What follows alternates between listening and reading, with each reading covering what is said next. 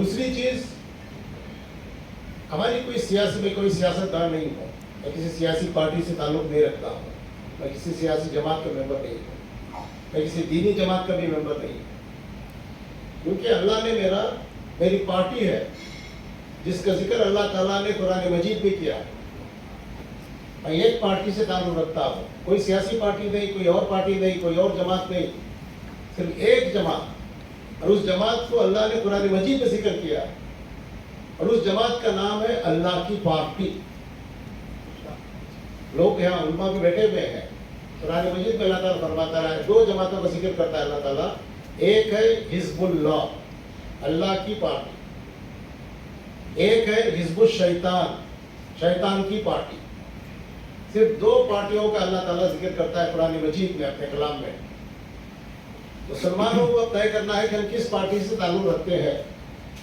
ہماری کوئی اور پارٹی ہو ہی نہیں سکتی، یا تو ہم اس پارٹی میں رہیں گے یا اس پارٹی میں رہیں گے، یا ہم اللہ کی پارٹی میں رہیں گے نہیں تو شیطان کی پارٹی میں رہیں گے۔ اب ہم کو طے کرنا ہے کہ ہم کس پارٹی سے تعلق رکھتے ہیں۔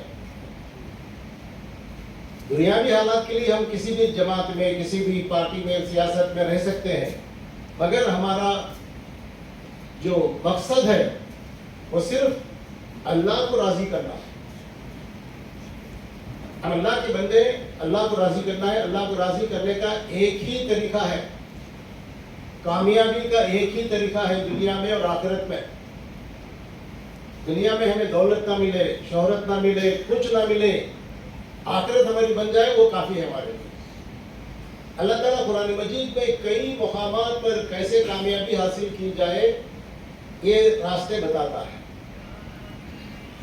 قرآن مجید کی ایک سورت ہے، آپ لوگ قرآن تو پڑھتے ہیں، جانتے بھی ہیں۔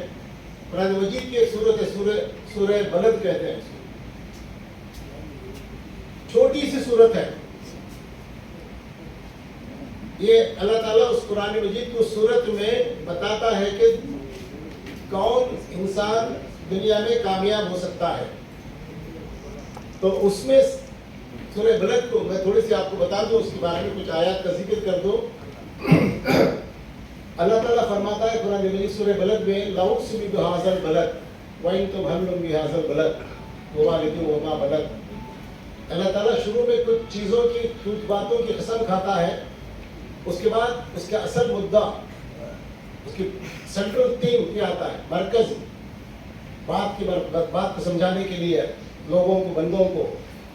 اس کے بعد اللہ تعالیٰ فرماتا ہے فَلَقْتَحَمَ الْعَقَبَةَ أَلَمْ نَجْعَل لَّهُ عَيْنَيْنِ وَلِسَانًا وَشَفَتَيْنِ وَهَدَيْنَاهُ النَّجْدَيْنِ بھی کہتا ہے اس سے پہلے کہ میں نے تمہیں دو آنکھ، ایک زبان، دو ہونٹ دیے ہیں، سمجھنے کے لیے، دیکھنے کے لیے، فراست کے لیے، عقل مند، اور اس کے ساتھ تمہیں نیکی اور بدی کا راستہ بھی بتا دیا۔ وَهَدَيْنَاهُ النَّجْدَيْنِ۔ اس کے بعد اللہ تعالیٰ کامیابی کا راستہ بتا رہا ہے کہ اللہ تعالیٰ قرآن مجید میں کہتا ہے فَلَقْتَحَمَ الْعَقَبَةَ، تم لوگوں کو ایک گھاٹی عبور کرنا ہے، ایک گھاٹی کو پار کرنا ہے۔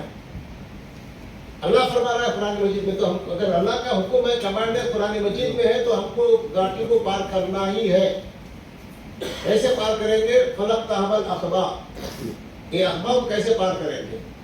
اللہ تعالیٰ اس کے بعد خود سوال کرتا ہے وَمَا أَدْرَاكَ مَا الْعَقَبَةُ، کیا تم جانتے ہو کیسے اس کو پار کرو گے، اس گھاٹی کو عبور کیسے کرو گے؟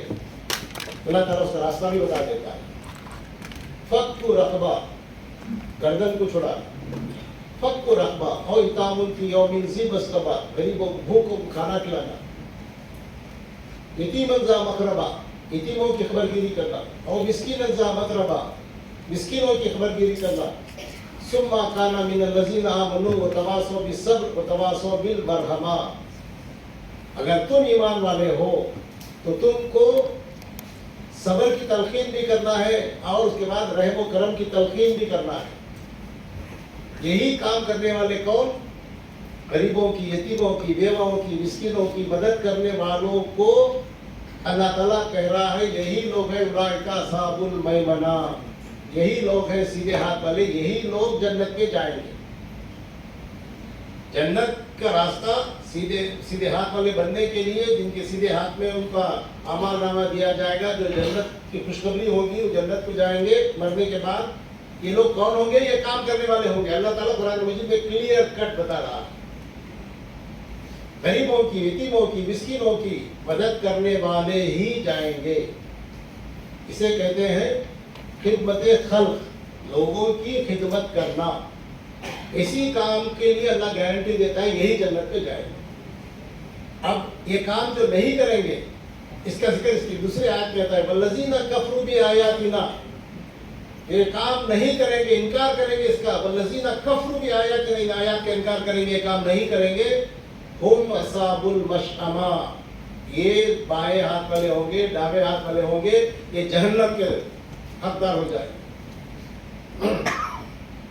अलैहिम नारुम मूसदा, आखिरी जो बात है कुरान मजीद में इस आयत के आखिरी हिस्सा है, इसमें अल्लाह ताला कहता है कि ये काम नहीं करने वालों को जहन्नम की आग के ताबूतों में, संदूकों में बंद कर दिया जाए, आग के जलती हुई, ये काम नहीं करने वालों के लिए। तो ये काम जो है हमारा मुसलमानों का, जो अपने आप को मुस्लिम समझते हैं, जो ये समझते हैं कि हम अल्लाह की पार्टी से ताल्लुक़ रखते हैं, तो इनको ये सबसे पहला काम लोगों की खिदमत करना चाहिए। लोगों की खिदमत कैसे होगी?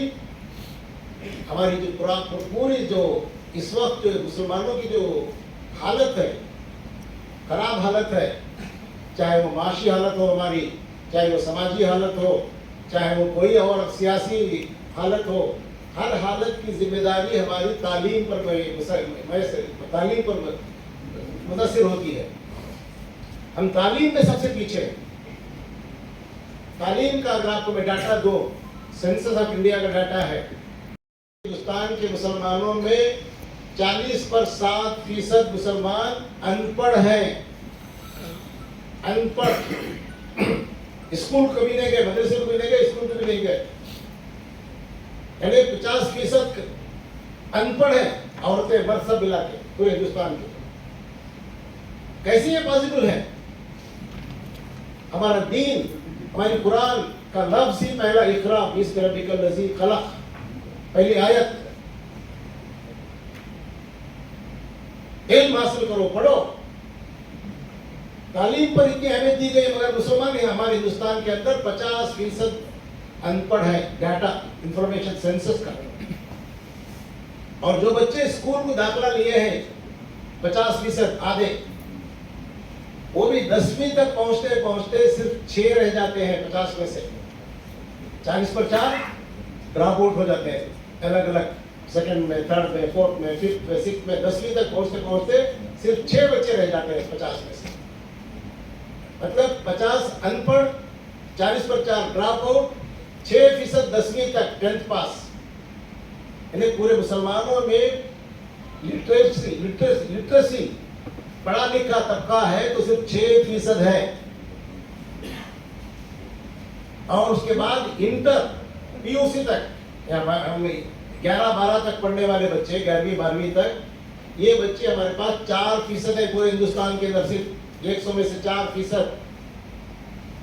ग्रेजुएट्स, इसके बाद ग्रेजुएट बने हैं पूरे हिंदुस्तान के अंदर, उनकी तादाद 2.72%, पौने 3 भी नहीं, 2.72% ग्रेजुएट्स है हमारे पास बस।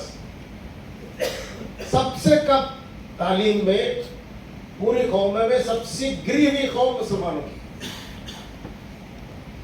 तालीम का हमें एहसास ही नहीं है, फिक्र ही नहीं है। हम लोगों को छोटे छोटे मामला, छोटी छोटी बातें, बहरहाल हमारी फिक्रें आप जानते हैं। अभी थोड़ी देर के बाद औकात के मसाइल आ गए तो मालूम हो जाता क्या हमारी फिक्रें हैं। किसी को तालीम की फिक्र नहीं, किसी को मेरे बच्चों को पढ़ाना, अपने बच्चों को पढ़ाना, अपने मोहल्ले के बच्चों को पढ़ाना, गरीबों के बच्चों को पढ़ाना, उनकी तालीम का, उनकी माश का, उनकी देखभाल का, उनकी सेहत का निज़ाम बनाना, सब कुछ मौजूद है हमारे पास। हम हासिल कर नहीं पाते, हम खाली दूसरों को शिकायतें करते रहते। हमारे पास ये नहीं है, हमारे पास वो नहीं है, हमारी कोई सुनता नहीं है, हमारे पास पूरा क्या भी डॉक्यूमेंट बनाने गए तो हमारे पास रिश्वत मांगते हैं, ये करते हैं, वो करते हैं। ये सिस्टम है हमारे पास, हमें इसके खिलाफ کھڑے ہو کر کام کرنے کی ضرورت ہے، اسی سسٹم میں ہم کو زندگی گزارنے کی ضرورت ہے.